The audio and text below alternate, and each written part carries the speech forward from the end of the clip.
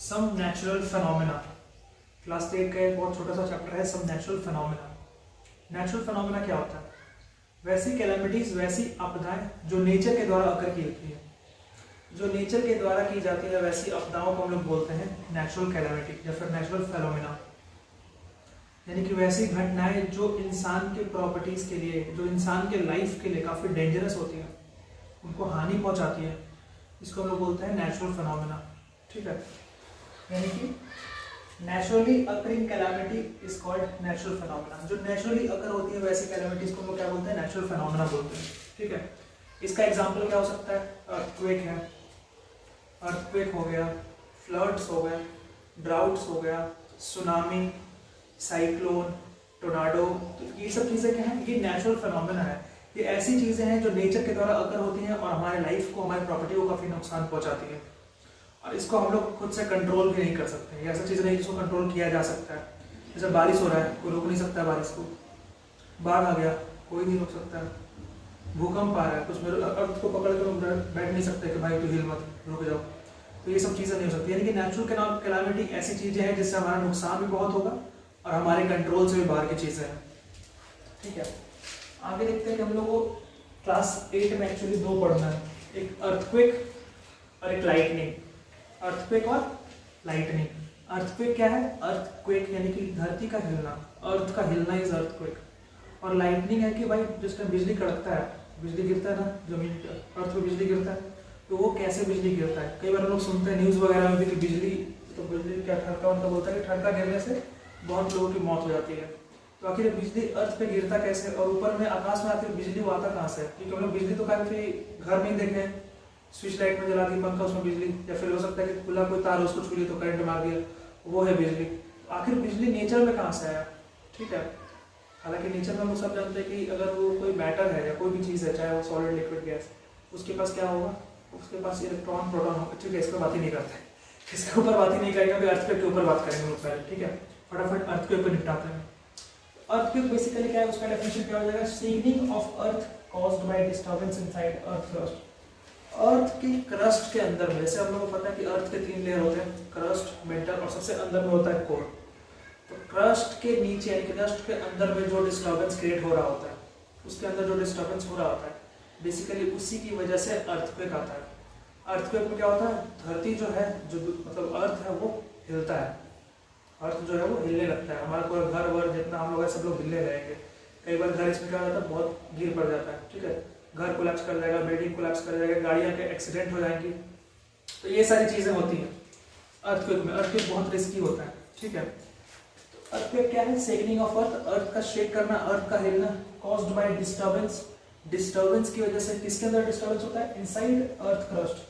अर्थ के क्रस्ट के अंदर के डिस्टर्बेंस की वजह से जो धरती हिलती है, उसको हम लोग बोलते हैं, उस घटना को हम लोग बोलते हैं अर्थक्वेक, भूकंप।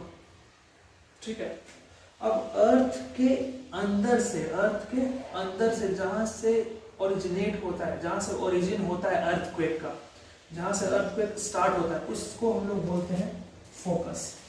जैसे सपोज करो कि ये अर्थ है, अर्थ का पहला लेयर क्रस्ट, फिर मेंटल, फिर कोर। तो जिस जगह से ओरिजिनेट होगा, जिस जगह से ओरिजिनेट होगा, जहां से स्टार्ट होगा अर्थक्वेक, उसको हम लोग बोलेंगे फोकस। उसको हम लोग क्या बोलेंगे? फोकस बोलेंगे। और अर्थ के क्रस्ट पे, जैसे मेंटल हो गया, कोर हो गया, क्रॉस करते हुए अर्थ के क्रस्ट पे सबसे पहले जहां पे पहुंचेगा, सपोज करते हैं कि इस जगह पे सबसे पहले पहुंचता है, इसको हम लोग बोलेंगे एपिसेंटर। सबसे पहले जिस जगह पहुंचेगा उसको हम लोग बोलेंगे एपिसेंटर। जहां से ओरिजिन होता है उसको हम लोग बोलते हैं फोकस। ठीक है, और सबसे ज्यादा डिस्ट्रक्शन, सबसे ज्यादा बर्बादी भी वहीं पे होता है जहाँ पे एपिसेंटर है, क्योंकि सबसे पहले वेव्स वहीं पे जाकर अटैक करती है। अब एक्चुअली इसमें अर्थक्वेक में क्या होता है? फोकस के पास से वेव्स निकलती हैं, डिफरेंट टाइप्स ऑफ वेव्स निकलते हैं, और वेव्स के टकराने की वजह से ही अर्थ में क्या होता है? कंपन होता है। ठीक है, तो इसको क्या बोलेंगे? जहां से ओरिजिन हुआ, जहां से स्टार्ट हुआ, वो हो गया फोकस। जहां अर्थ पे क्रस्ट पे सबसे पहले हिट करेगा उसको बोलेंगे एपिसेंटर। और ये क्या होता है? वेव्स होती हैं, सिस्मिक वेव्स इसको बोलते हैं। क्या बोलते हैं? सिस्मिक वेव्स होते हैं। सिस्मिक वेव्स होती हैं, वो जनरेट करती हैं अर्थक्वेक को। ठीक है, तो ये हो गया अर्थक्वेक। वेव्स हो गए उसके सिस्मिक वेव्स, एपिसेंटर, ओरिजिन। अब बात करते हैं कि हम लोग के पास एक ग्राफ होता है। अर्थ जो आया है, अर्थ उसका स्ट्रेंथ नापने के लिए हमारे पास क्या होता है, ग्राफ होता है कि आखिर उसका स्ट्रेंथ कितना था। उसको हम लोग बोलते हैं सिस्मोग्राफ। सिस्मोग्राफ जो होता है वो ग्राफिकल फॉर्म में होता है, वो अर्थक्वेक के स्ट्रेंथ को निकालता है। ठीक है, अर्थक्वेक के स्ट्रेंथ को निकालता है सिस्मोग्राफ। नेक्स्ट हम लोग बात करते हैं कि ये जो सिस्मोग्राफ जो ग्राफ निकला हुआ है, सिस्मोग्राफ जो ग्राफ निकलता है वो बेसिकली उसको हम लोग फिर मेजर करते हैं। सिस्मोग्राफ से जो ग्राफ निकला उसको हम लोग मेजर करते हैं एक स्केल पे, जिसका नाम है रिक्टर स्केल। इसका नाम है रिचर स्केल। रिचर स्केल के ऊपर हम लोग मेजर करते हैं कि वो जो ग्राफ निकला है वो कितना डेंजरस है। रिचर स्केल में क्या होता है, 0 से 10 तक वैल्यूज होती हैं। 0 से 9 10 तक क्या होता है, वैल्यूज होता है। ऐसे ऐसे क्या बोल सकते हैं, देखा है यहाँ पे, इसमें क्या होगा, 0 है, 1 है, 2 है, 3 ऐसे करते करते 9 10 तक क्या वैल्यूज होती हैं। और इस पे डिसाइड होता है, ये ग्राफ लाके यहाँ पे हम मेजर करते हैं, इस पे डिसाइड होता है कि जो हमारा अर्थक्वेक का स्ट्रेंथ था उसको 1 पे रखना है, 2 पे रखना है, 3 पे रखना है, 4 पे रखना है, 5 पे रखना है, कितना पे रखना है। और जैसे जैसे एक स्टेप बढ़ता है, यानी सपोज करो कि 2 आया था तो ठीक है, नॉर्मल है, 2 पे स्ट्रेंथ पे आया तो नॉर्मल है, रिचर स्केल पे 2 की हम लोग कोई दिक्कत नहीं है। 3 पे आता है तो 2 के मुकाबले 10 गुना डेंजर बढ़ जाता है। तो जैसे ही एक डिजिट ऊपर आता है रिचर स्केल पे, 10 गुना डेंजर बढ़ जाता है, 10 गुना डेंजर बढ़ जाता है। तो ये हो गया रिचर स्केल के बारे में। और अर्थ जो है उसको जोन्स में डिवाइड किया गया, जोन्स में 1 से लेकर 5 तक जोन्स में डिवाइड किया गया कि 1 जोन में है वो सेफ है, 2 जोन में है उसको हल्का फील होगा, जो 3 जोन में है उसको थोड़ा ज़्यादा फील होगा, जो 4 वाला में है वो खतरनाक फील होगा, और जो 5 वाला है तो बच में नहीं करेगा। ठीक है, तो 1 से 5 तक क्या होता है, अर्थ पे जोन्स डिवाइडेड है। इंडिया की अगर बात करें हम लोग तो बिहार यूपी वाले तो बहुत कम में आता है, हम लोग 2 3 में आते हैं। नेपाल हो गया ये 5 4 के पास आता है, हिमालय वाला रीजन 4 5 के पास आएगा। ठीक है, उसका भी हम बात अभी करेंगे हिमालय वाला रीजन इतना रिस्की क्यों है। तो ये हो गया कि अर्थ को जोन्स पे डिवाइड करते हैं, उसको मेजर करने के लिए, स्ट्रेंथ को मेजर करने के लिए सिस्मोग्राफ है, और उसको फिर हम मेजर करते हैं रिचर स्केल पे। सिस्मोग्राफ बेसिकली स्ट्रेंथ निकालता है और रिचर स्केल पे उसको नापते हैं कि कितना रिस्की है। जैसे न्यूज वगैरह में देखा होगा कि अभी जो भूकंप है वो 3.4 तीव्रता का भूकंप था, तो वो रिचर स्केल पे नापा हुआ भूकंप रहता है। ठीक है, अब हम बात करते हैं कि अर्थक्वेक के कॉजेस क्या क्या है। अर्थक्वेक के कॉजेस के बारे में बात करेंगे।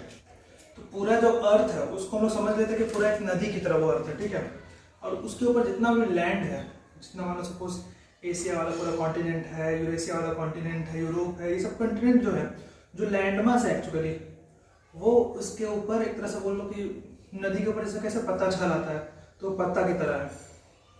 और जैसे जैसे नदी में मूवमेंट होगा पत्ता में भी मूवमेंट होगा। ठीक है, नदी में जैसे जैसे मूवमेंट होगा उसी तरह पत्ता में भी मूवमेंट होगा। सिमिलरली अर्थ का जो क्रस्ट है, अर्थ का जो पूरा क्रस्ट वाला जो एरिया है वो एक तरह से पत्ता के ऊपर है, और उसके अंदर जो मेंटल और कोर है वो नदी की तरह है। पूरा जो क्रस्ट है वो किसकी तरह है, एक पत्ता की तरह है जो छला रहा है, और पूरा जो मेंटल कोर वगैरह सब जो है ये उसके अंदर क्या है, नदी की तरह है। अब सपोज करो नदी में अगर पत्ता छला रहा है और नदी में कुछ डिस्टर्बेंस करता है, उसपे से छप छप छप छप हाथ मारते हैं, तो जब नदियां में से छप छप मारेंगे तो पत्ता में भी क्या होगा, मूवमेंट होगा, वो भी हड़बड़ाएगा, इन्हें हड़बड़ाएगा। तो सेम चीज होता है अर्थ के क्रस्ट के अंदर, जब किसी तरह का डिस्टर्बेंस होता है लावा वगैरह में, उस तरह का डिस्टर्बेंस हो सकता है कनेक्ट हो जाएगा कि कैसे अर्थक्वेक आता है। कई रीजन है उसके, 1 2 रीजन नहीं है, कई रीजन है। उसमें से एक रीजन तो अभी क्लियर कर दे रहे हैं कि जब उसके अंदर मेंटल कोर के अंदर जो तुम्हारा लावा जो पूरा भरा हुआ है अंदर में, अर्थ के क्रस्ट के अंदर में, उसमें जब भी इरप्शन होता है, यानी कि जब भी वोल्केनिक इरप्शन होता है, वोल्केनो जब भी फटता है, तब वहाँ पे क्या होता है, लावा की कमी होती है। या उल्टा भी छोड़ो, नदी में क्या चाहिए, सपोज करो कि जैसे लावा क्या है, एक नदी की तरह है। अब नदी में से सपोज करते हैं कि पानी का हम लोग फटाक से निकालते हैं तो पूरे नदी में मूवमेंट होगा, जैसे फटाक से हाथ करके झप से करे, पूरा नदी में मूवमेंट होगा कि नहीं होगा। तो वही सेम चीज है वोल्केनो इरप्शन में क्या होता है, जो लावा जो छला रहा होता है फटाक से ऊपर फेंकता है, और जैसे ही ऊपर फेंकेगा लावा का कमी भी होगा और डिस्टर्बेंस भी होगा। और जब लावा में डिस्टर्बेंस होगा, यानी कि मेंटल कोर वगैरह में डिस्टर्बेंस होगा, तो क्रस्ट में भी क्या होगा, डिस्टर्बेंस होगा। तो एक रीजन तो हम लोग ऐसे ही पता चलेगा कि भाई वोल्केनो अगर फटेगा तो उस टाइम में भी क्या होता है, अर्थक्वेक आता है। हाँ, थोड़ी देर टाइम के बाद आता है, क्योंकि ये नेचुरल चीजें हैं ना, ये प्रोसेसिंग होने में बहुत टाइम लगता है। ज्योग्राफी में या फिर कभी पढ़ेंगे हम नेचुरल चीज़ों के बारे में या इन्वायरमेंट के बारे में, ये प्रोसेसिंग में बहुत साल मिलियन साल लग जाता है। ठीक है, तो ये बहुत लेट से हो सकता है। वोल्केनो फटा, उसके 1 साल बाद, 6 महीने बाद, 1 महीने बाद, इस तरह से होता है सीन। यानी कि अर्थक्वेक का एक रीजन ये भी है वोल्केनिक इरप्शन, वोल्केनो का फटना। वोल्केनो के फटने की वजह से क्या होता है, मेंटल कोर में लावा की कमी होती है, और लावा की कमी होती है तो उसके ऊपर जो अर्थ है उसमें भी क्या होगा, डिस्टर्बेंस होगा, क्योंकि लावा के ऊपर ही अर्थ का क्रस्ट छहला रहा है, मेंटल कोर के ऊपर अर्थ का क्रस्ट है, छहला ही रहा है। एक तो कॉज क्लियर हो गया अर्थक्वेक का, वोल्केनिक इरप्शन। दूसरा हम लोग समझते हैं टेक्टोनिक प्लेट्स, ये बहुत जरूरी है। जैसे हम लोग का जो अर्थ है, अर्थ क्या है, अर्थ के ऊपर क्या है, डिफरेंट कॉन्टिनेंट्स है सॉरी, डिफरेंट कॉन्टिनेंट्स अर्थ के ऊपर, लैंडमास है बहुत सारा, वो हमेशा मूवमेंट कर रहा है, वो हमेशा आपस में क्या कर रहा है, मूवमेंट कर रहा है। एक थ्योरी है टेक्टोनिक प्लेट्स की, एक प्लेट टेक्टोनिक थ्योरी है जो बोलती है कि डिफरेंट प्लेट्स जो है, अब प्लेट यहाँ पे मत समझना थाली प्लेट, ठीक है, वो वाला प्लेट, वो वाला प्लेट नहीं है, यहाँ प्लेट कंपेयर किया गया है लैंडमास से, एक स्पेशल प्लेट। जैसे हो गया तुम्हारा यूरेशियन प्लेट, जिसमें यूरोप और एशिया दोनों को प्लेट्स मिले हुए हैं, यूरोशियन प्लेट, अमेरिकन प्लेट, उसमें अमेरिका कॉन्टिनेंट बन गया है, ठीक है। तो इस तरह से प्लेट्स होते हैं, ठीक है ना। इन प्लेट्स में हमेशा मूवमेंट होता है, कभी कभी ये प्लेट्स आपस में टकराते हैं, कभी कभी ये साइड से क्रॉस करते हैं, या कभी कभी ये सपोज चिपके हुए ना तो अलग हो जाते हैं, ठीक है। यानी कि पहला क्या होगा कि पहला हो सकता है ये आपस में आगे क्या करें, टकराएं। दूसरा होगा कि अगल बगल से क्रॉस कर रहे हैं। तीसरा होगा कि जो मान लो पूरा प्लेट है ये आपस में टूट जाए, टूट के क्या हो जाए, अलग हो जाए। तीनों केस में ये वोल्केनो बोले, तीनों केस में अर्थक्वेक आने के चांसेस है। सपोज करते हैं कि आकर टकराया, अब इसमें टकराने के बाद क्या होता है, टकराने के बाद जो हेवी वाला होगा, जिसका डेंसिटी ज्यादा होगा, वो उसके ऊपर उठना से स्टार्ट कर देगा। ऐसा क्या होगा, उठना स्टार्ट कर देगा, और इसमें फॉर्मेशन होता है माउंटेन का। देखो माउंटेन का शेप भी बन रहा है, ठीक है। ये इधर से आया, एक तो प्लेट इधर से आया, दूसरा प्लेट इधर से आ रहा है, आते आते आते टकराया, और ऐसे ऐसे करते करते ये हाइट बढ़ जाता है, माउंटेन का रूप ले लेता है। तो टेक्टोनिक प्लेट्स तो आपस में टकराते हैं तो माउंटेन्स फॉर्म करते हैं, ये भी एक अर्थक्वेक का रीजन है, ठीक है। जैसे हिमालय माउंटेन है, हिमालय माउंटेन में क्या है, वहां प्लेट्स तो आपस में टकराई, और प्लेट्स टकराने की वजह से फोल्ड होते गया, ऊपर उठते गया, ऊपर उठते करते माउंटेन बन गया। अभी भी वो रुका नहीं है, ये मोशन चल ही रहा है। इस वजह से हिमालय वाला जो रीजन है वो थोड़ा रिस्की है, वहां पे ज्यादा फील होगा अर्थक्वेक आएगा तो, क्योंकि वहीं पे प्लेट्स टकरा रहे हैं, कॉर्नर है बिल्कुल, वहां प्लेट्स टकरा रहे हैं। जापान में क्यों सारा नेचुरल कैलामिटी सबसे ज्यादा जापान में आता है, क्योंकि वो प्लेट का कॉर्नर है, एशियन प्लेट का वो कॉर्नर है, वहां पे प्लेट का कॉर्नर है, कॉर्नर पे ज्यादा गड़बड़ होता है, ठीक है। सेंटर में रहेंगे तो बच जाएंगे, बट कॉर्नर पे रहेंगे तो हमेशा नाव डगमगाते रहेगा। नाव में क्या होता है, सेंटर में आकर सब लोग बैठ जाते हैं, कोना कोनी पे रहेंगे तो कभी नाव इधर जाएगा, कभी नाव उधर जाएगा। सेम उसी तरह है, कोना पे जो भी रहेगा उसको रिस्क हमेशा बना है।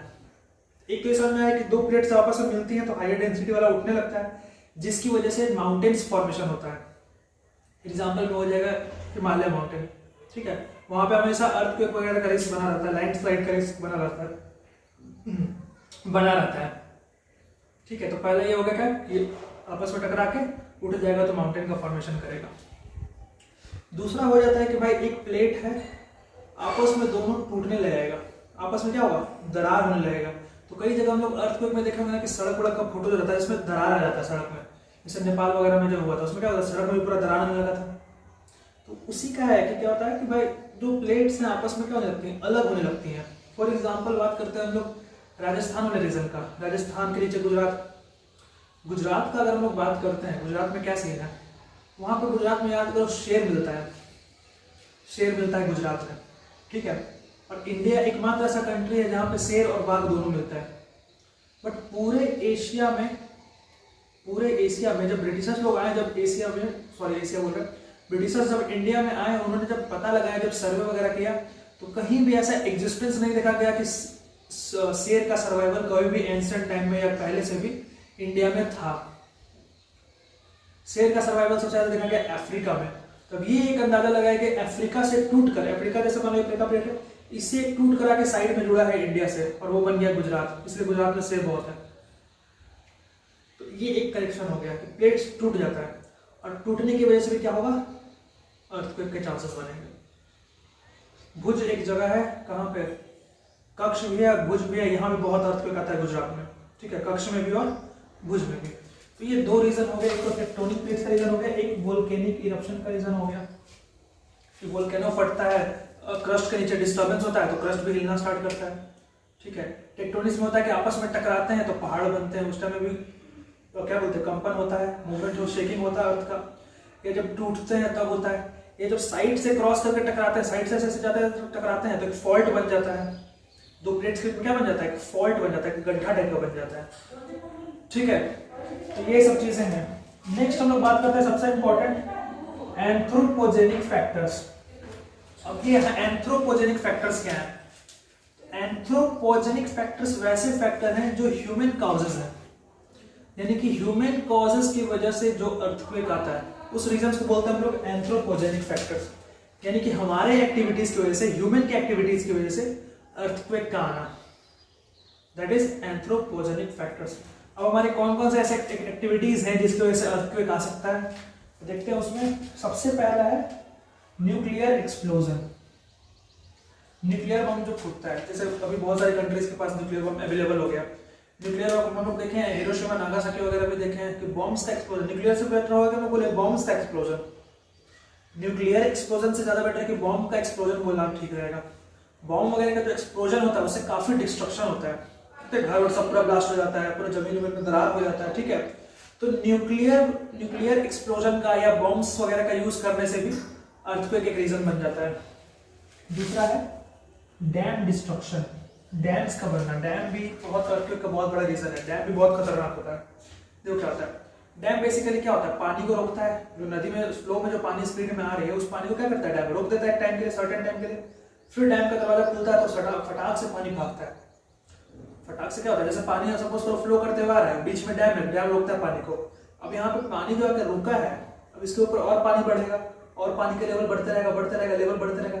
एक बेके डैम खुलेगा तो जो कम पानी के साथ फोर्स के साथ आगे बढ़ता, कम फोर्स के साथ आगे बढ़ता, पानी का लेवल क्या होगा, पूरा बढ़ गया है, बहुत एक्सेस अमाउंट में पानी बढ़ गया तो बहुत स्पीडली भागेगा, वो स्पीड में भागेगा। डैम खुलते ही बहुत स्पीड में जाएगा। कई इसकी वजह से कई बार डैम्स वगैरह भी डिस्ट्रॉय हो जाते हैं, डैम्स में क्या कर जाते हैं, टूट जाते हैं। ठीक है, तो ये डैम्स वगैरह भी एक तरह से क्या है, अर्थक्वेक का रीजन बन जाता है। अब अर्थ है, सपोज करो अर्थ है, इसके ऊपर इतना अमाउंट पर पानी का लोड है, कोई अर्थ का सरफेस है, इस पे इतना पानी का लोड ले सकता है, इतना भर पानी, इतना लेवल तक पानी, और डैम यहाँ बीच में लगा दिया है। अब तो ये लेवल क्या होगा, बढ़ते जाएगा, तो जमीन के ऊपर भार बढ़ेगा और फटाक से फिर पानी खुला तो धड़ाक से भागा। तो ये धड़ाक से भागे से तो स्पीड में भागेगा तो वो भी तो जमीन को पूरा हिलाएगा ना, वो भी जमीन को हिलाने का रीजन बन जाएगा। यानी कि डैम्स वगैरह भी उसका डिस्ट्रक्शन भी एक रीजन बन जाता है अर्थक्वेक के लिए। नेक्स्ट देखते हैं माइनिंग कोलैप्स। माइनिंग क्या होता है, माइनिंग जमीन के अंदर में बहुत बड़ा होल किया जाता है, होल डिग किया जाता है, छेद पूरा किया जाता है। जमीन के अंदर क्या किया जाता है, छेद किया जाता है ताकि वहां से मिनरल्स निकाला जा सके, कभी कभी सुने लोग हीरा का माइनिंग होता है, हीरा मिलता है जमीन के अंदर में, तो जमीन के अंदर में छेद होता है। कई बार क्या होता है ना कि ये माइनिंग कर रहे होते हैं ना, जो पूरा गड्ढा होता है अंदर का वही कोलैप्स कर जाता है, जो अंदर का गड्ढा होता है वही क्या कर जाता है, कोलैप्स कर जाता है। अब जब वो कोलैप्स कर जाएगा तो क्या होगा, अर्थ में उसके वजह से मूवमेंट होगा, क्योंकि आप अर्थ के अंदर में छेद करके वो रास्ता बना रहे हैं। मिनरल्स जो निकालने की कोशिश कर रहे हैं वो अर्थ के अंदर में छेद करके निकालने की कोशिश कर रहे हैं। अब वहां अर्थ के अंदर में छेद किया, यहाँ धड़ाक से गिरा, अब यहाँ धड़ाक से जब गिरा तो जगह की कमी हो गई, तो ऑब्वियस बात है कि अर्थ में कुछ ना कुछ कंपन भूकंप टाइप का होगा। तो माइनिंग के कोलिजन की वजह से, माइनिंग में जो बड़े बड़े साइट्स होते हैं, माइनिंग के जो साइट्स होते हैं जहाँ माइनिंग हो रहा होता है, वहां भी कई बार क्या होता है, गिरने की वजह से, मतलब पूरा माइनिंग का जितना पूरा जो साइट है जहाँ पूरा एरिया में माइनिंग हो रहा है, जमीन के अंदर छेद हो रहा है, उसके गिरने की वजह से क्या होता है, आसपास की जमीन में कंपन हो जाती है। भूकंप खैर बहुत नॉर्मल चीज है, भूकंप तो ऐसे भी हिल जाता है धरती, ठीक है, कई चीजों से। ट्रैक्टर मान लो ना, ये क्या बोलते हैं, हाईवे के पास नहीं, मतलब कहीं भी रोड पे बैठ जाओ और वहां से कोई भारी ट्रक क्रॉस करे तो देखो वो भी जगह हिलने लगता है। भारी सा ट्रक अगर क्रॉस करेगा अगल बगल से तो जमीन जो होता है, रोड जो होता है, वो भी हल्का हल्का डगडग लगाता है। तो भूकंप कोई बहुत बड़ी चीज नहीं है, ठीक है। Mineral and metals finding where rocks, ये नेक्स्ट फैक्टर हो गया कि भाई एंथ्रोपोजेनिक में अगला फैक्टर क्या है, क्या होता है ना कि बड़े बड़े रॉक्स के अंदर, बड़ा बड़ा जो चट्टान पत्थर होता है उसके अंदर भी कई मिनरल्स और कई मेटल्स प्रेजेंट होते हैं, जिसको प्राप्त करने के लिए लोग क्या करते हैं, तोड़ने की कोशिश करते हैं। बट जो ज्यादा बड़ा वो चट्टान होता है उसको तोड़ने से बेटर होता है कि उसमें बॉम्ब लगा के क्या कर दिया जाए, ब्लास्ट कर दिया जाए, बॉम्ब लगा के क्या कर दिया जाए, ब्लास्ट कर दिया जाए। तो पहले ही बता दें कि बॉम्ब ब्लास्टिंग बहुत डेंजरस है, बहुत डिस्ट्रक्टिव है, इसकी वजह से भी अर्थक्वेक रीजन हो सकता है। और बहुत बड़े चट्टान के टूटने की वजह से, फटने की वजह से भी कहीं ना कहीं भूमि में डगमग हो सकता है। तो ये सब थे एंथ्रोपोजेनिक रीजंस, फैक्टर्स जिसकी वजह से अर्थक्वेक आ सकता था। तो 3 फैक्टर कौन कौन से, टेक्टोनिक फैक्टर, टेक्टोनिक प्लेट्स में मोशन, उनका टकराना, अलग होना, क्रॉस करना। दूसरा है वोल्केनिक इरप्शन, वोल्केनो का फटना। तीसरा है एंथ्रोपोजेनिक फैक्टर यानी कि ह्यूमन फैक्टर्स, हम लोग द्वारा कौन कौन से रीजन, हम लोग द्वारा कौन कौन से ऐसे कार्य है जिसकी वजह से अर्थक्वेक आ सकता है, जिसमें तुम्हारा न्यूक्लियर का एक्सप्लोजन हो सकता है, डैम डिस्ट्रक्शन हो सकता है, माइनिंग का कोलैप्स करना हो सकता है, और रॉक्स को ब्लास्ट करके उसमें से मिनरल्स की फाइंडिंग करना। ये सब रीजंस हो सकते हैं किस चीज के लिए, अर्थक्वेक के लिए। अब है, ये तो खैर पूरा अर्थक्वेक का टॉपिक हो गया। अब है कि अर्थक्वेक जब आए तो उस टाइम हम लोग को क्या करना चाहिए और क्या नहीं करना चाहिए। तो पहले बात करते हैं कि क्या करना चाहिए। अर्थक्वेक आए तो सिंपल सा चीज है, जहां पे बिजली का तार है वहां से दूर हटो, बड़ा बड़ा जहां पोल है उससे दूर हटो, बड़ी बिल्डिंग्स से साइड रहो, ठीक है। अगर रूम के अंदर फंसे हुए तो ट्राई करो चौकी पलंग के नीचे घुस जाओ या टेबल के नीचे घुस जाओ, ठीक है, टेबल के नीचे घुस जाओ, या रूम में बिल्कुल एकदम कोना में जाके सटक के बैठ जाओ। और जब भी बैठो तो अपना जो हाथ है वो गर्दन और सर ऐसे करके रखो, क्योंकि जो सबसे सेंसिटिव इलाका है यही है हमारा ब्रेन। अगर यहाँ पे चोट लग गया, गहरा चोट लग गया, तो वही है कि या तो जाएंगे या नहीं तो फिर यादाश्त से चल जाएगा, या तो हम ही चल जाएंगे या तो यादाश्त चल जाएगा। ये टेक्निकल टर्म में बोल सकते हैं, या तो कोमा लगेगा या तो फुल स्टॉप लगेगा, यही दो चीज हो सकता है। तो जब भी बैठना है तो हम लोग को अपने सर और गर्दन से छुपा के बैठना है, ठीक है। जब भी अर्थक्वेक ऐसा सिचुएशन है, ट्राई करना है कि घर से बाहर निकल ही जाए। पैनिक करने की कोई जरूरत नहीं, क्योंकि अर्थक्वेक ज्यादा देर तक टिकता नहीं। हम लोग भी अर्थक्वेक देखे 15-16 वाला जो नेपाल में बहुत डिस्ट्रक्शन हुआ था, अर्थक्वेक ज्यादा देर तक नहीं टिकता है, कुछ सेकंड्स तक, कभी ज्यादातर हुआ तो मिनट तक हो जाता है, वरना कुछ सेकंड में ही चला जाता है अर्थक्वेक। तो हम लोग को भी ज्यादा पैनिक करने की इसमें जरूरत नहीं होनी चाहिए। ट्राई करना चाहिए कि जहां से सामान गिरने वाला इलाका है रूम में, जैसे पंखा का गिर सकता है, झूमर है वो गिर सकता है, किताब कॉपी है, मेटल उटल का कोई सामान है, मूर्ति मरता है, वो सब गिर सकता है। तो उन सब चीजों से दूर रहें। एक कोना पकड़ के जितना हो सके अपने बॉडी को सिकुड़ा के बैठे, ठीक है, चोट लगने का भी चांसेस कम हो जाएगा। पलंग तक घुस जाए या फिर चौकी तरह घुस जाए, बक्सा में घुस जाए, इस तरह की चीजें हम लोग कर सकते हैं। तो ये हो गया कि क्या हम लोग को करना चाहिए, ठीक है। हम लोग को क्या करना चाहिए बचने के लिए अर्थक्वेक से। अब देखते हैं क्या नहीं करना चाहिए। ये भी तो लग रहा है दोनों मिक्स कर दिया है ना, क्या नहीं करना चाहिए क्या करना चाहिए दोनों बता दिए। क्या नहीं करना चाहिए तो वो बता दिए कि पोल वगैरह के नीचे खड़ा ना हो, बड़ा बिल्डिंग्स के नीचे खड़ा ना हो। हाँ, लिफ्ट वगैरह का जब अर्थक्वेक आए तो लिफ्ट वगैरह का यूज नहीं करना चाहिए, या फिर वो चलने वाला होता है ना सीढ़ी, उस पर भी नहीं चलना चाहिए, कभी गड़बड़ा जाएगा, कभी भी कोलैप्स कर सकता है। जो नॉर्मल सीढ़ी उस पर चलो, एक होता है मशीन वाला सीढ़ी जिसको ये बोलते हैं, ये एलिवेटर जिसको बोलते हैं, जो चलने वाला सीढ़ी होता है, उसको यूज नहीं करना चाहिए अर्थक्वेक के टाइम में। जहां पे बिजली का तार है, 440 वोल्ट वाला तार है, उससे दूर रहना चाहिए, ठीक है। जहां भारी भरकम सामान है उस जगह से दूर रहना चाहिए। और क्या करना चाहिए, तो पहले तो गर्दन और मुंडी छुपा के ऐसे बैठना है, ठीक है। पलंग वलंग के अंदर घुस जाना या टेबल के नीचे घुसना, ताकि भारी सामान गिरे तो टेबल पे गिरे, बाद में हम पे गिरे, ठीक है, चोट कम लगेगा। जितना हो सके रूम के कॉर्नर में जाना है, इधर उधर देखते रहना है कोई भारी सामान तुम्हारे ऊपर ना गिर जाए। ये चीजें करनी चाहिए अर्थक्वेक के टाइम में, और नहीं करनी चाहिए वो भी सारा बता दिए। तो ये सब कुछ था अर्थक्वेक के बारे में। सो अब हम लोग समझते हैं लाइटनिंग के बारे में। लाइटनिंग हमारा दूसरा नेचुरल फिनोमेनन है जो हमें क्लास 8 में पढ़ना है। लाइटनिंग को समझने से पहले हमें समझना होगा चार्ज के बारे में, चार्ज के प्रॉपर्टीज के बारे में, क्योंकि एट लास्ट हम लोग वहीं पे पहुंचेंगे कि चार्ज की वजह से ही लाइटनिंग देखने को मिलता है। चार्ज की वजह से ही हमें आसमान में क्या देखने को मिलता है, लाइटनिंग देखने को मिलता है, बिजली कड़कते हुए देखने को मिलता है। तो समझते हैं हम सबसे पहले चार्ज को, कि आखिर ये चार्ज होता क्या है। देखो, दुनिया में जितनी भी चीजें हैं उसको साइंटिस्ट ने नाम दिया है मैटर। उसे क्या नाम दिया गया है, matter. Everything is a matter. बस उसमें दो कंडीशन है कि उसका कुछ मास होना चाहिए और कुछ स्पेस ऑक्यूपाई करना चाहिए। पूरी दुनिया में हर चीज क्या है, जिसके पास मास है और स्पेस है, वो एक मैटर है।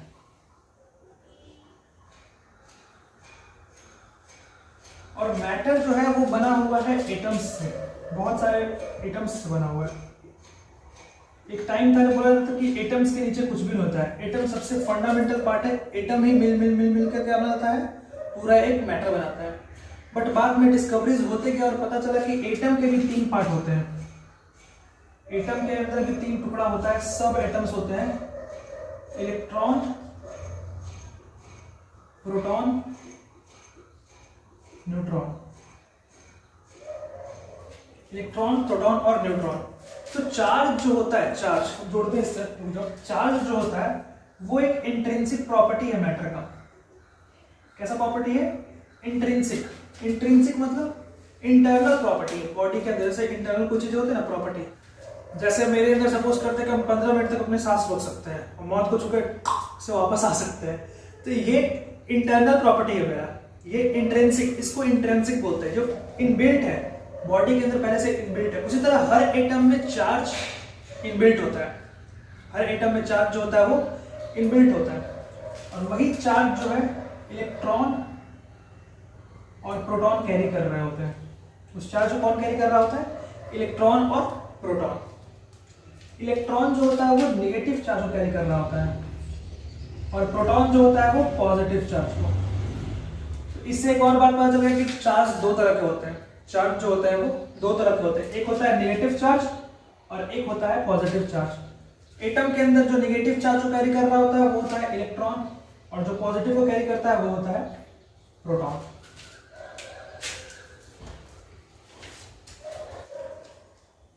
अब दुनिया में जितने भी बॉडी होते हैं, दुनिया में जितने प्रकार की बॉडी होती है वो इलेक्ट्रिकली न्यूट्रल होती है। वो क्या होती है? Electrically neutral.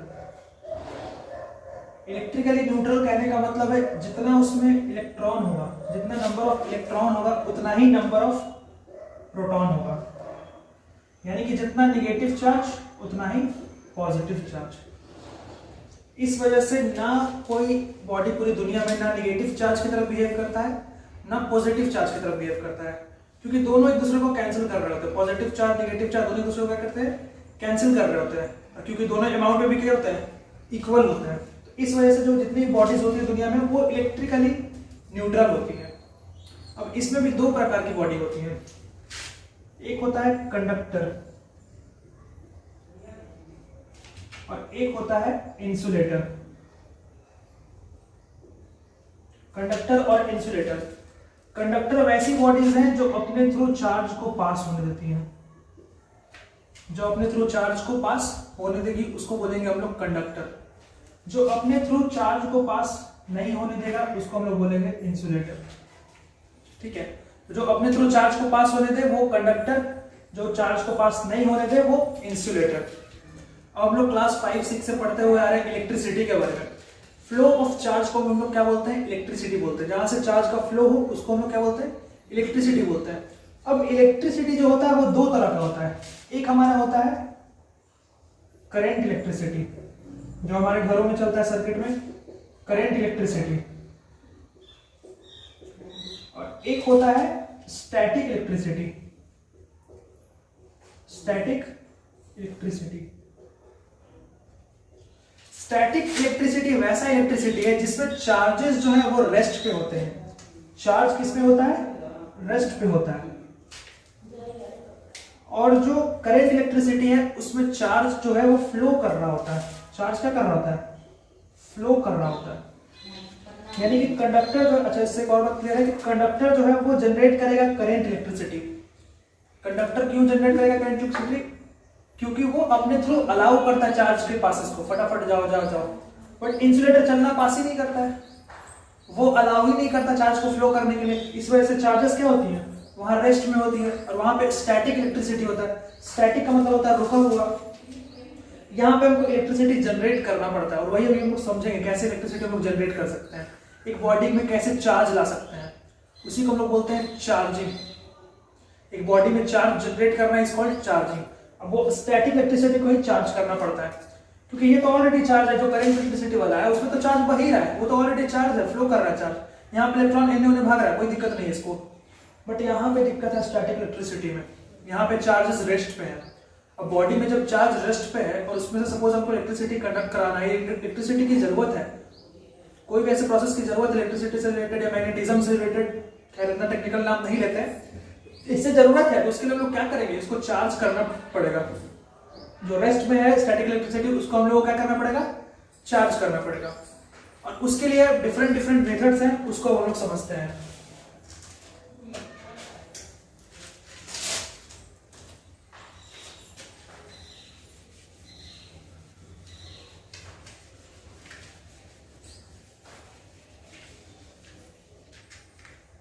उसमें एक और बात, ये जो चार्ज का फ्लो, इलेक्ट्रिसिटी फ्लो नहीं करना, स्टैटिक, जितनी भी चीजें हैं ये सारी चीजें रिलेटेड होंगी इलेक्ट्रॉन से। ये इंपॉर्टेंट एस्पेक्ट है, सारी चीजें रिलेटेड होंगी इलेक्ट्रॉन से। इसके पीछे रीजन ये है कि सपोज अगर ये कोई एटम है, अगर ये कोई एटम है, इसमें इलेक्ट्रॉन इसके ऑर्बिट्स में रन कर रहे होते हैं, जो इलेक्ट्रॉन होते हैं इसके ऑर्बिट्स में क्या कर रहे हैं, रन कर रहे होते हैं। और जो प्रोटॉन होता है उसको पकड़ के रखता है न्यूक्लियस, जो सेंटर ऑफ द एटम होता है न्यूक्लियस, वो प्रोटॉन को अपने अंदर पकड़ के रखता है। तो प्रोटॉन का तो यहाँ से रिलीज होने का कोई फायदा ही नहीं है, यहाँ से कोई बाहर जा ही नहीं सकता है। जब भी जाएगा कौन, इलेक्ट्रॉन ही जाएगा।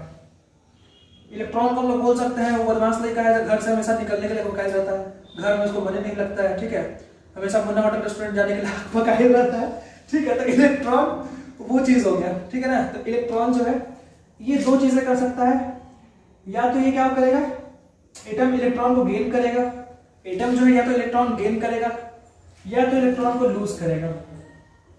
यानी कि इस एटम के ऑर्बिट में से या तो इलेक्ट्रॉन चला जाएगा या तो इलेक्ट्रॉन आएगा, या तो इस एटम में इलेक्ट्रॉन आएगा या इस एटम से इलेक्ट्रॉन चला जाएगा। और दोनों ही केसेस में एनर्जी होगा रिलीज, दोनों ही केसेस में क्या होगा, एनर्जी का फॉर्मेशन होगा, रिलीज और जनरेट दोनों होगा और एनर्जी का फॉर्मेशन होगा। और energy is very required for electricity. आपको पता होना चाहिए कि एनर्जी बहुत जरूरी है, इलेक्ट्रिसिटी से शॉक लगता है। चलो इस बात को तो हम जोड़ेंगे नहीं, इलेक्ट्रिसिटी और शॉक लगने वाला ये सिर्फ 10th में मिलेगा। फिलहाल नॉर्मली समझो इलेक्ट्रॉन की वजह से जितना भी इलेक्ट्रिसिटी का चीज होगा, ठीक है। अब देखो, अब जो बॉडी है, जो न्यूट्रल है या फिर जो इंसुलेटर्स है, ठीक है, इसमें स्टैटिक इलेक्ट्रिसिटी का प्रोसेस है, उसको हम लोग को क्या करना है, चार्ज करना है, उसमें हम लोग को चार्ज का फ्लो कराना है, ठीक है। उसके 3 मेथड है, चार्जिंग के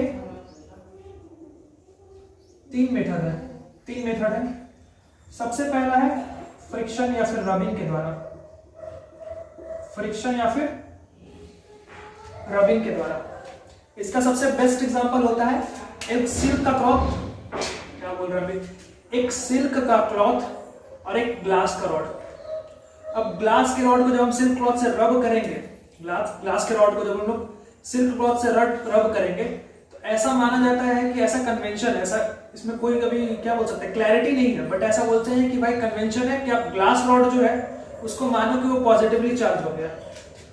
यानी कि जब सिल्क क्लॉथ से रब करते हैं हम लोग, किसको रब करते हैं हम लोग, ग्लास रॉड को, तो ग्लास रॉड जो है वो पॉजिटिवली क्या हो जाता है, चार्ज हो जाता है। इसको याद रखना है। ये पहला प्रोसेस है जिसमें आप फ्रिक्शन करके क्या करते हैं, फ्रिक्शन करवा के या फिर रब करवा के चार्ज करते हैं बॉडी को। यानी कि यहाँ पे न्यूट्रल ग्लास रॉड था, ग्लास रॉड जो था वो न्यूट्रल था, उसको जब फ्रिक्शन दिया गया, रब किया गया, तो वो क्या हो गया, चार्ज हो गया, ठीक है। तो रबिंग से या फिर फ्रिक्शन से क्या होता है, पॉजिटिवली चार्ज होगा ग्लास रॉड। यानी कि एक तो चार्जिंग करने का पहला मेथड क्या है, फ्रिक्शन से या फिर रब करके, ये पहला हो गया। दूसरा मेथड जो है वो है कंडक्शन। दूसरा मेथड क्या है, कंडक्शन। कंडक्शन में क्या होता है कि एक चार्ज बॉडी, एक बॉडी जो कि चार्ज है और एक बॉडी जो कि अनचार्ज है, ठीक है, इसको जब कांटेक्ट में लाते हैं, दोनों को जब हम लोग क्या करते हैं, चार्ज बॉडी को और अनचार्ज बॉडी को कांटेक्ट में लाते हैं, तो चार्ज बॉडी से चार्ज का क्या हो जाता है, ट्रांसफर हो जाता है। चार्ज बॉडी से जो चार्ज है वो अनचार्ज बॉडी में ट्रांसफर हो जाएगा। यानी कि इसके पास तो प्रोटॉन, न्यूट्रॉन, प्रोटॉन इलेक्ट्रॉन है, तो यहां से जो चार्ज है कुछ चार्ज इसमें ट्रांसफर हो जाएगा बाय टचिंग, टच के द्वारा, ठीक है। टच करा के हम लोग क्या कर सकते हैं, बता सकते हैं, तो चार्ज का ट्रांसफर कर सकते हैं। यानी कि टच कराने की वजह से एक अनचार्ज बॉडी था वो क्या हो गया, चार्ज हो गया। इस मेथड को बोलते हैं हम लोग कंडक्शन। क्या बोलते हैं, कंडक्शन। अब कंडक्शन नाम से ही लग रहा है कंडक्टर से रिलेटेड है, तो कंडक्टर्स जो होते हैं वो सेम काम तो करते हैं ना, चार्ज का ट्रांसफर करते हैं, अपने थ्रू चार्ज को पास होने देते हैं, तो कहीं ना कहीं ये कंडक्टर से रिलेटेड भी है, ठीक है। इसका एग्जांपल हम देख सकते हैं इलेक्ट्रोस्कोप।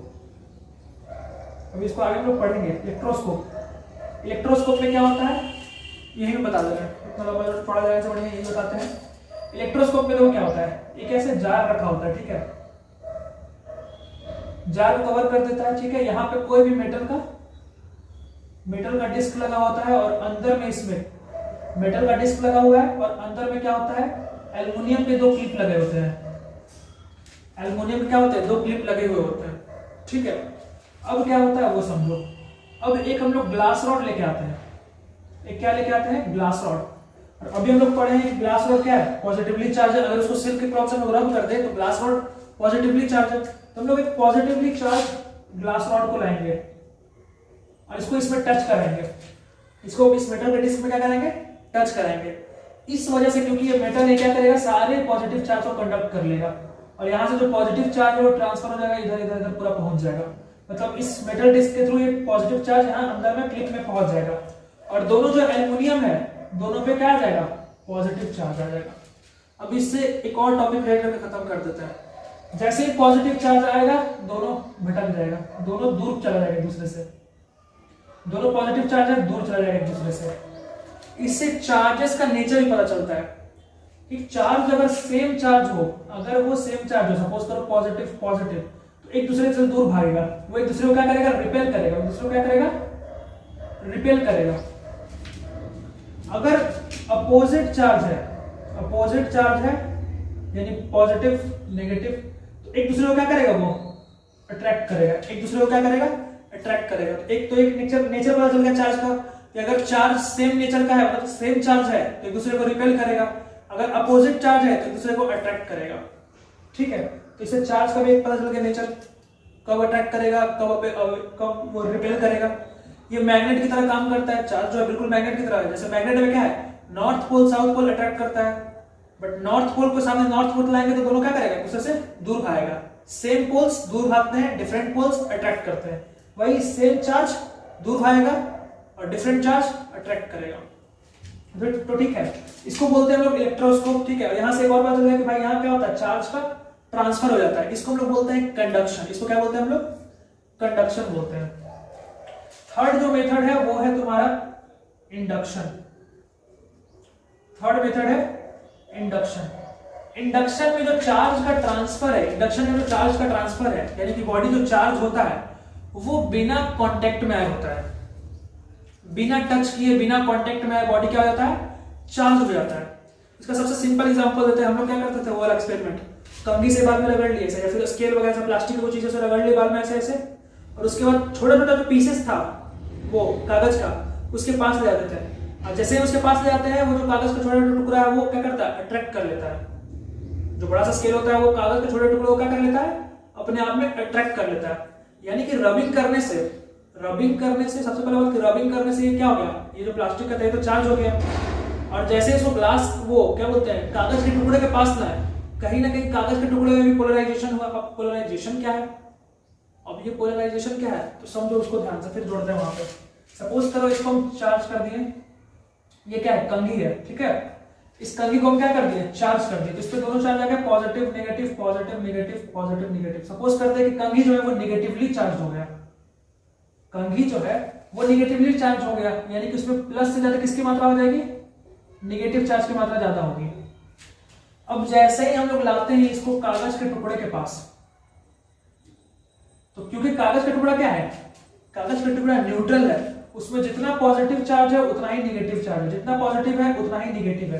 तो जैसे ही इस नेगेटिवली चार्ज कंघी को हम लोग कागज के टुकड़े के पास लाते हैं, नेगेटिवली चार्ज कंघी को, जो नेगेटिव चार्ज कंघी है उसको जैसे ही कागज के टुकड़े के पास हम लोग लाते हैं, तो कागज का जितना पॉजिटिव चार्ज वाला है सब नेगेटिव की तरफ अट्रैक्ट करता है। क्योंकि हम लोग देखें कि जो अपोजिट चार्ज होता है वो क्या करता है, अट्रैक्ट करता है। तो जो नेगेटिव चार्ज है उसको लाए हैं, तो इसमें जितना भी पॉजिटिव चार्ज होगा ये फटाफट क्या करने लगेगा, कंघी की तरफ अट्रैक्ट होने लगेगा। अब कंघी को इसमें हम लोग टच कराएंगे नहीं, लेकिन यहाँ पे चिपक जाएगा इसमें। इसको हम लोग बोलते हैं इंडक्शन, जहां पे जो चार्जिंग है बिना टच के होता है। ठीक है, बिना टच कराए पेपर क्या हो गया, चार्ज होकर इसमें चिपक गया। इसमें एक्चुअली पोलराइजेशन हो गया, एक तरह से क्या हो गया, पोलराइजेशन। पोलराइजेशन मतलब कि पॉजिटिव चार्ज एक तरफ चला गया, नेगेटिव चार्ज दूर भाग गया। क्यों दूर भाग गया वो भी समझो। वैसे ये मान लो कि कंघी जो था इस पे कैसा चार्ज था, नेगेटिव चार्ज था। जैसे ही कागज के पास लाया गया, कागज का जितना नेगेटिव चार्ज होगा वो जैसे ही देखेगा कि ये भी नेगेटिव है, दूर भागेगा। क्योंकि अभी एक्सपेरिमेंट में भी हम लोग देखे थे कि प्लस प्लस दोनों सेम चार्ज है तो दूर भाग रहा है। तो वही है, कंघी में भी क्या है, नेगेटिव चार्ज है, और कागज में भी नेगेटिव चार्ज वाला जो होगा सब क्या करेगा, दूर भाग जाएगा, सब इधर आ जाएगा, साइड में आएगा। और जो पॉजिटिव चार्ज वाला है वो अट्रैक्ट कर लेगा, फटाक से भाग जाएगा। क्योंकि पॉजिटिव जो अपोजिट है, अपोजिट चार्ज अट्रैक्ट करता है, और नेगेटिव चार्ज जो उसका सेम है वो दूर भाग जाता है। तो यहाँ से बहुत सारा अच्छा खासा टॉपिक भी तो हम लोग क्लियर हुआ कि चार्ज का नेचर पता चल गया। फिर हम लोग इलेक्ट्रोस्कोप को भी समझ लिए। ठीक है, प्लस में यहाँ पे कंघी का कैसे चार्ज होता है, इंडक्शन क्या है, कंडक्शन क्या है, फ्रिक्शन कैसे समझा जाएगा। तो चार्जिंग के 3 मेथड है, रबिंग करके या फ्रिक्शन करके, ठीक है। फ्रिक्शन से या रबिंग से हम लोग चार्ज कर सकते हैं, या तो हम लोग कंडक्शन से चार्ज कर सकते हैं। कंडक्शन में क्या होता है, टच करा के चार्ज किया जाता है। और या तो हम लोग चार्ज कर सकते हैं इंसुलेशन, क्या है, इंडक्शन से। इंडक्शन में बिना टच के ही बॉडी क्या हो जाती है, चार्ज हो जाती है, बिना टच के ही बॉडी चार्ज हो जाती है। तो आई होप चार्ज और चार्ज के प्रॉपर्टी वगैरह समझ में आ गया होगा, ठीक है। और इलेक्ट्रिसिटी भी समझ में आ गया होगा, स्टैटिक वाला वो स्टैटिक इलेक्ट्रिसिटी, और कौन सा था वो, करंट इलेक्ट्रिसिटी। कंडक्टर में कौन सा इलेक्ट्रिसिटी होगा, करंट इलेक्ट्रिसिटी होगा। और इंसुलेटर में स्टैटिक इलेक्ट्रिसिटी, क्योंकि इंसुलेटर क्या करता है, अपने थ्रू चार्ज को पास होने नहीं देता है। तो चार्ज को जो पास हो नहीं रहा है, चार्ज जब पास ही नहीं होगा तो करंट इलेक्ट्रिसिटी होगा कैसे, वहां पे इलेक्ट्रिसिटी फैलेगा कैसे, वहां इलेक्ट्रिसिटी चार्ज हो, मतलब क्या कुछ बोल रहा है, मतलब स्टैटिक इलेक्ट्रिसिटी क्या है, जहां पे चार्ज रेस्ट में है। और वो ऑब्वियस बात है कि इंसुलेटर में ही हुआ, क्योंकि इंसुलेटर अपने थ्रू चार्ज को पास होने नहीं देता है, तो वहां पे चार्ज रेस्ट में रहता है। अगर अपने थ्रू जाए देता है तो सब फटाफट भाग नहीं देता चार्ज, बट चार्ज खुद भागने ही नहीं देता है, तो शांति से वहां से बैठा रहता है, उसको हम लोग जबरदस्ती भगाते हैं, ठीक है। तो ये अब तक हम लोग चार्ज और चार्ज की प्रॉपर्टी को समझ चुके हैं। चार्ज समझ में आ गया होगा। मेथड ऑफ चार्जिंग 3 हो है, कौन कौन सा, एक है तुम्हारा फ्रिक्शन से, इंडक्शन से और कंडक्शन से। इलेक्ट्रोस्कोप समझ गए, स्टैटिक इलेक्ट्रिसिटी, करंट इलेक्ट्रिसिटी समझ गए। अब समझना है लाइटनिंग को। अब आ गए हम लोग मेन टॉपिक पे कि लाइटनिंग क्या होता है और कैसे ये ओरिजिनेट होता है। अगर पुराना टाइम का बात करें तो लाइटनिंग को हमेशा समझा जाता है कि ये मतलब भगवान जो है ना गुस्सा होकर लाइटनिंग गिरा है, गुस्सा होकर बिजली गिरा रहे हैं, वो अपना क्रोध हम लोग पे जता रहे हैं, वो हमारे कर्मों से दुखी है और अपना क्रोध हम लोग पे क्या कर रहे हैं, जता रहे हैं, ठीक है। प्लस में एक और बात लोगों को पता था कि जब भी किसी प्लास्टिक की चीजों को हम लोग रब करते हैं, प्लास्टिक की चीजों को हम लोग रगड़ते हैं और किसी हल्के फुल्के चीजों के पास ले जाते हैं तो वो अट्रैक्ट कर लेता है। किसी हल्के फुल्के चीज के पास ले जाएंगे तो अट्रैक्ट कर लेगा। या सपोज करते हैं कि ठंडा के दिन में हम लोग जो कपड़ा पहनते हैं, ठीक है, कपड़ा पहनते हैं ठंडा के दिन में, और जैसे ही उस कपड़े को उतारते हैं तो जो हमारा बॉडी का हेयर होता है वो भी पूरा खड़ा हो जाता है। अब इसका एक और रीजन बताता है कि लड़का लोग जो आजकल का होता है वो टोपी नहीं पहनता है। टोपी काहे नहीं पहनता है, हेयर है सर पे, टोपी लगाएगा सारा चिपक जाएगा, ठीक है। जैसे ही टोपी उतारेगा पूरा इधर इडिंग बिडिंग हो रहा है, कोई बाल लेने गया, कोई बाल लेने गया, पूरा हेयर स्टाइल एकदम खत्म कहानी। इस वजह से कोई टोपी नहीं पहनता है। उलन क्लॉथ जैसे हम लोग निकालते हैं तो क्या होता है, सारा हम लोग का बाल जो होता है खड़ा हुआ दिखाई देता है। ऐसा क्यों होता है, क्योंकि लोगों का यह मानना था कि जो कपड़ा होता है वो हल्के हल्के बालों को क्या कर लेता है, अट्रैक्ट कर लेता है। और इस चीज को बेंजामिन फ्रैंकलिन ने भी बहुत बढ़िया से समझाया। इस चीज को बेंजामिन फ्रैंकलिन, आप लोगों को पता होगा, वो अमेरिका का जो डॉलर होता है, वहां पे डॉलर जो चलता है पैसा, उस पे बेंजामिन फ्रैंकलिन का ही फोटो बना हुआ है, ठीक है। उन्होंने इलेक्ट्रिसिटी चार्ज के बारे में, लाइटनिंग के बारे में काफी कुछ कहा था, ठीक है। तो उन्होंने कहा कि जो हम लोग क्या कहते हैं, ये जो वूलन क्लॉथ हम लोग पहनते हैं उसके बाद जो खड़ा हो जाता है बाल, वो जैसे ही होता है, जैसे हम लोग वूलन क्लॉथ उतारते हैं बाल क्या कर लेता है, अट्रैक्टेड हो जाता है, कपड़ों के प्रति अट्रैक्टेड होता है। सिमिलरली जो चार्ज है, जो लाइटनिंग है, वो भी सेम चीज कर रहा है। वो भी क्या जाता है, उसका जो लाइटनिंग में जो ऊपर में चार्ज है ना, जो बादल में, वो भी अट्रैक्ट हो जाता है किसके पास, लैंड पे। वो भी क्या करता है, स्पार्क कर जाता है। जैसे उलन कपड़ा जब हम लोग उतारेंगे, जब हम लोग पूरा एकदम शांति वाला एकदम रूम में एकदम बिल्कुल अंधेरा करके जैसे ही उलन क्लॉथ को उतारेंगे तो इसमें से हल्का फुल्का चिंगारी निकलेगा और साउंड भी आएगा चिंगारी का, हल्का फुल्का चिंगारी निकलने का साउंड आएगा और निकलेगा चिंगारी। सेम चीज समझाया बेंजामिन फ्रैंकलिन ने भी। उन्होंने भी यही बोला कि जो बिजली कड़क रहा है, बस वही दिक्कत है ना कि ये जो स्पार्क निकल रहा है बहुत कम लेवल पे है, और जो बिजली आसमान से गिर रहा है वो बहुत ज्यादा हाई लेवल पे है, बहुत हाई लेवल पे वो गिर रहा है, ह्यूज स्केल पे गिर रहा है चार्ज, बिजली स्पार्क जिसको बोल रहे हो, लाइटनिंग बहुत हाई लेवल पे गिर रहा है। हम लोग जो क्लॉथ उतारना है तो वो लो लेवल पे। सेम चीज होता है आसमान में बादल के साथ। बादल भी क्या करता है, वो अपने डिस्चार्ज कर रहा होता है। जैसे सपोज कपड़े हम लोग उतारते हैं तो वहां पे क्या होता है, जो कपड़े, जब सपोज करो कि पॉलिस्टर वाला कपड़ा है या फिर कोई वूलन क्लॉथ है, उसको हम लोग उतारते हैं तो बाल क्या कर लेता है, डिस्चार्ज होकर अट्रैक्ट करता है। ये जो कपड़ा है बालों को क्या कर लेता है, अट्रैक्ट कर लेता है अपनी तरफ, और जो बाल है वो डिस्चार्ज हो जाता है, अपना सारा वो जितना चार्ज है वो इस कपड़े को दे देते हैं, और यहाँ कोलैप्स हो जाता है पॉजिटिव चार्ज और नेगेटिव चार्ज। यानी कि ये कपड़ा और जो बाल है वो कोलैप्स करता है, जिसकी वजह से स्पार्क निकलता है। सिमिलरली जो होता है बादलों में भी सेम चीज होता है। बादल में क्या होता है, सेम चीज होता है। बादल जो होते हैं वहां भी क्या कर जाता है, वो पॉजिटिव चार्ज नेगेटिव चार्ज इतना एक्यूमुलेट कर जाता है जिसकी वजह से वो कोलैप्स कर जाते हैं और स्पार्क करते हैं। क्योंकि बादल बहुत ह्यूज बॉडी है, बहुत उसमें एयर मास ज्यादा है, ठीक है, उसमें डस्ट है, उसमें आइस के पार्टिकल है, इस वजह से उसकी जो बिजली गिरती है वो काफी हाई लेवल पे गिरता है, ठीक है, ह्यूज स्केल पे गिरता है लाइटनिंग वहां पे, इसी को लाइटनिंग बुलाया जाता है, ठीक है। तो देखो हुआ क्या था, अच्छा इसके लिए उन्होंने एक्सपेरिमेंट भी किया था, बड़ा गंदा एक्सपेरिमेंट किए थे। पतंग उड़ा रहे थे, पतंग उड़ाए और उसमें जो तार लगाए थे वो मेटल का तार लगाए थे। तो बोले थे कि बादलों में भी क्या है, चार्ज है, और चार्ज का क्या होता है, ट्रांसफर होता है। अगर चार्ज का ट्रांसफर होता है तो ये जो तार लगाए हैं हम, जो मेटल का तार लगाए हैं पतंग में, वो पतंग के थ्रू होते हुए, मेटल के तार होते हुए नीचे आएगा, होते हुए वो नीचे आएगा तो उसको हम क्या करेंगे, स्टोर कर लेंगे। ऐसा वो दिमाग लगा था। हालांकि अच्छा हुआ कि वो जो पतंग उड़ा रहा था ना सही से, तो आया नहीं चार्ज उनमें। 10 दिन बाद को दूसरा लेकर उड़ाया तो उसमें चार्ज आ गया, बेचारा निपट लिया। तो नेचर से कभी भी हम लोग मजाक नहीं कर सकते, ठीक है। ये समझाने का चीज था, बेंजामिन फ्रैंकलिन ने ट्राई किया था। उनके अकॉर्डिंग जो चार्ज बादल में चार्ज है, हम उसको स्टोर करना चाहते हैं, उसको देखना चाहते हैं कि आखिर वो इतना रिस्की और इतना डेंजरस क्यों है। ये थॉट बेंजामिन फ्रैंकलिन में था, ठीक है। तो लाइटनिंग में बेसिकली क्या होता है ना कि जो हवाएं होती हैं, एयर होता है वो ऊपर जाता है, एयर क्या होता है, ऊपर जाता है, और जो पानी के बूंदे हैं वो नीचे आती हैं। हवाएं जो है वो, एयर जो है गर्म होकर ऊपर जाएगा और वाटर ड्रॉपलेट क्या आता है, नीचे आता है। बारिश के टाइम में वाटर ड्रॉपलेट्स क्या आता है, नीचे आता है। एट द सेम टाइम ये इतना टकराहट हो जाता है ना वाटर ड्रॉपलेट्स का, एयर का इतना टकराहट होता है कि जो क्लाउड्स हैं वो सेपरेट कर जाते हैं। सॉरी, क्लाउड सेपरेट नहीं करते, मतलब क्लाउड जो है ना उनमें चार्ज का डिस्ट्रीब्यूशन हो जाता है, उनमें चार्जेस का क्या हो जाता है, सेपरेट नहीं करते, चार्जेस का डिस्ट्रीब्यूशन हो जाता है। ऐसा बोला जाता है कि नेगेटिव चार्ज वाला नीचे रहता है।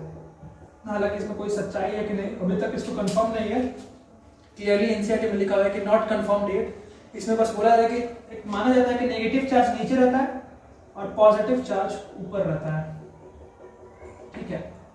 और जैसे जैसे एयर फ्लो करता है, जैसे जैसे एयर फ्लो करता है, ये बादल आपस में क्या कर जाते हैं, आके टकरा जाते हैं, टकरा जाते हैं नहीं टकरा जाते हैं। ये बादल आपस में क्या करते हैं, आके टकरा जाते हैं, और इतना ह्यूजली टकराते हैं, इतना ह्यूजली क्लैप्स करते हैं, जिसकी वजह से काफी हेवी अमाउंट में स्पार्क निकलता है। काफी हेवी अमाउंट में क्या निकलता है, स्पार्क निकलता है। इसी को हम लोग लाइटनिंग बोलते हैं। जब चार्जेस के काफी हेवी जमाव से आपस में बादल टकरा जाए और उसकी वजह से क्या हो, कोलैप्स करने की वजह से ब्लास्टिंग नहीं थंडरिंग हो और लाइटनिंग हो, लाइट के फॉर्म में स्पार्क निकले, लाइट के फॉर्म में क्या निकले, बहुत तेजी से स्पार्क्स निकले, इसी को हम लोग बोलते हैं लाइटनिंग। थंडर स्टॉर्म के दौरान बहुत ज्यादा बादल में चार्जेस के एक्युमुलेशन की वजह से पॉजिटिव चार्ज वाले बादल और नेगेटिव चार्ज वाले बादल आपस में कोलैप्स कर जाते हैं, और वो इतना मतलब हाईली चार्ज होते हैं कि जो एयर है, एयर जो है वो बैड कंडक्टर इलेक्ट्रिसिटी का, air is a bad conductor of electricity, but वो भी करंट इंड्यूस करने लगता है। एयर में भी करंट क्या होने लगता है, इंड्यूस होने लगता है। एयर भी करंट एक्सेप्ट करने लगता है, अपने थ्रू एयर भी करंट को पास होने देता है। एयर को अपने थ्रू, एयर जो है वो अपने थ्रू करंट को पास होने देता है। इस वजह तो स्पार्क के थ्रू जो क्या होता है, स्पार्क जो है एयर के थ्रू क्या होता है, करंट लेके आ जाता है। स्पार्क के साथ साथ क्या जाता है, करंट आ जाता है, और वो करंट हम लोग को लग जाता है, हम लोग निकल लेते हैं। कोमा तो खैर लग भी नहीं करेगा, इसमें सीधा फुल स्टॉप लग जाता है। तो एयर भी क्या होता है, इनकी में इतना हेवी इसमें चार्ज है ना, और आपस में जब कोलैप्स करता है दोनों, एयर के बीच में से हमेशा आते जाते रहता है, हमेशा एयर इसमें आ रहा है, जा रहा है, आ रहा है, जा रहा है, हमेशा इससे टकरा रहा है। इस वजह से एयर जो बैड कंडक्टर है वो भी एक गुड कंडक्टर की तरह बिहेव करना स्टार्ट कर देता है, और स्पार्क के साथ साथ करंट लेते हुए नीचे आ जाता है अर्थ पे, और इसी को हम लोग क्या बोलते हैं, लाइटनिंग बोलते हैं। इसी को हम लोग बोलते हैं ठनका गिर रहा है तो बिजली कड़क रहा है, यही सब हम लोग बोलते हैं अपने भाषा में, ठीक है। तो ये पूरा कहानी था लाइटनिंग का। अब इसमें सबसे लास्ट टॉपिक जो बचता है वो है कि प्रिकॉशन हम लोग को क्या लेना चाहिए, इससे बचने के लिए हमें क्या करना चाहिए, क्या नहीं करना चाहिए। तो गाइस ये तो बहुत नॉर्मल चीजें हैं। लाइटनिंग से बचने के लिए ट्राई करना चाहिए कि हम लोग जितना हो सके घर के अंदर रहें, ठीक है, जितना हो सके हम लोग घर के अंदर रहें, पेड़ों के पास ना रहें, पेड़ के पास, बड़े बड़े बिल्डिंग्स के पास हम लोग नहीं रहें, ठीक है। जितना हो सके घर के अंदर रहें, खिड़की के पास भी ना रहें। उस टाइम कोई भी हम लोग मोबाइल या फिर लैपटॉप वगैरह ना चला रहे हो, जैसे बचपन का अगर अपना कहानी बताएं तो बहुत पहले का बात है जब हम डेस्कटॉप पे GTA वाइस सिटी खेल रहे थे और बहुत दूर से बिजली कड़का और हार्डवेयर ही उड़ गया मेरे डेस्कटॉप का। तो उस टाइम क्या होता है, कोई भी ऐसा अप्लायंस यूज हम लोग ना कर रहे हो, क्योंकि पता नहीं कहाँ से बिजली कंडक्ट कर ले, ठीक है ना, मोबाइल वगैरह में, टेलीफोन का वायर्स होता है, टेलीफोन के वायर्स के थ्रू हो सकता है बिजली आ जाए घर में, ठीक है। उस टाइम गीजर वगैरह नहीं, एसी वगैरह, कोई भी इलेक्ट्रिकल अप्लायंस ज्यादा यूज नहीं करना चाहिए जब बारिश हो रहा हो, बिजली गिर रहा हो, ठीक है। और जितना हो सके बड़े बिल्डिंग्स वगैरह से दूर रहना चाहिए, पेड़ों के पास नहीं होना चाहिए, क्योंकि ये लोग बहुत जल्दी इलेक्ट्रिसिटी को कंडक्ट करते हैं। एक्चुअली देखो होता क्या है, ये जो बादल है, जैसे एक स्पार्क को यानी कि डिस्चार्ज करता है, अपने चार्ज को डाउन भेजता है, अर्थ भेजता है, ये खोजता है कि जो इसको पहले मिल जाए उसी पे भेज देंगे, उसी पे डिस्चार्ज कर जाएंगे, जो इसको पहले मिल जाए उसी पे डिस्चार्ज कर देंगे। अब सपोज करो बड़ा बड़ा पेड़ है या फिर बड़ा बिल्डिंग्स है, क्या होगा, ये डिस्चार्ज करेगा, पहले कांटेक्ट में आ जाएगा, यहाँ ब्लास्ट हो जाएगा, यहाँ पहले कांटेक्ट में आ गया ब्लास्ट हो गया, यहाँ कांटेक्ट में आ गया ब्लास्ट हो गया। तो जितना हो सके हम लोग को नीचे रहने की कोशिश करना है, इन सब चीजों से दूर रहने की कोशिश करना है, बड़े बड़े बिल्डिंग से दूर रहें, गेट पे ना खड़ा हो, खिड़की पे ना खड़ा हो, कभी कभी खिड़की में भी थंडर वो जो होता है ठंडा घुस जाता है, तो ये सब प्रिकॉशंस हम लोग ले सकते हैं, बाहर ना निकले बिना मतलब के, ठीक है। तो ये सब प्रिकॉशंस हम लोग ले सकते हैं। और जितना हो सके नेचुरल कैलामिटी से हम लोग क्या सीख सकते हैं कि भाई जितना हो सके अगर नेचुरल कैलामिटी हो उससे जितना हो सके हमको बच के ही रहना है, ठीक है, क्योंकि ये नेचर का प्रकोप है हमारे ऊपर, इससे ना हम जीत सकते हैं ना आप जीत सकते हैं, ना दुनिया में कोई और लोग जीत सकता है। कहते हैं कि जब नेचर अपना रूप दिखाता है तो सबका रूप फीका पड़ जाता है, ठीक है। तो जितना हो सके इन फेनोमेना से बचने की कोशिश करनी चाहिए हमें, जितना हो सके ऐसे एक्टिविटीज, जैसे अर्थक्वेक में हम लोग देख रहे हैं कि माइनिंग में ब्लास्ट कर रहे हैं, मेटल्स के लिए, मिनरल्स के लिए, हीरा के लिए बिल्कुल जमीन के अंदर तक खोद रहे हैं, ठीक है, नए बिल्डिंग्स बना रहे हैं, बड़े बड़े बिल्डिंग्स बना रहे हैं, प्रेशर बढ़ा रहे हैं, डैम्स बना रहे हैं, प्रेशर बढ़ा रहे हैं अर्थ के सरफेस के ऊपर, अर्थक्वेक हो रहा है, ग्लोबल वार्मिंग इतना ज्यादा हो रहा है कि पूरा एकदम सरफेस जो है अर्थ का वो जलते जा रहा है। तो जितना ज्यादा डिस्टर्ब करेंगे हम लोग नेचर को, नेचर उसका दुगना हमको डिस्टर्ब करेगा, ठीक है। हम लोग हल्का फुल्का डिस्ट्रक्शन कर सकते हैं नेचर के साथ, नेचर ऐसा डिस्ट्रक्शन करेगा कि पूरा अर्थ उड़ा देगा, ठीक है। तो इन सब चीजों को ध्यान में रखते हुए चैप्टर काफी अच्छा है, मैसेज वाला चैप्टर है, तो इन सब चीजों के साथ ये चैप्टर भी फिनिश। तब तक के लिए एवरीवन बाय बाय।